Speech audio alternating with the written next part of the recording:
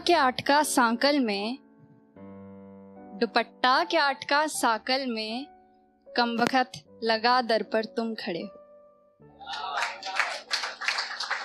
और एक शेर है कि कुछ जख्म अब पायाब हैं, मतलब कम गहरे, तो कुछ जख्म अब पायाब हैं, कुछ हैं अभी ताजे ही।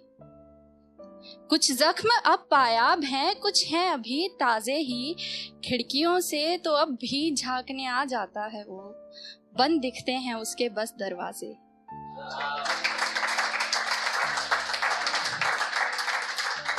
तो मोहब्बत की बातें चल रही हैं, तो मेरे लिए अगर कहूँ मोहब्बत करना यहाँ इस स्टेज पे खड़े होने के जैसा ही है, क्योंकि मैं दोनों में नर्वस होती हूँ। हाँ, मैं दोनों में नर्वस होती हूँ, इसीलिए। मतलब वो कहते हैं ना कि ये इश्क नहीं आसान।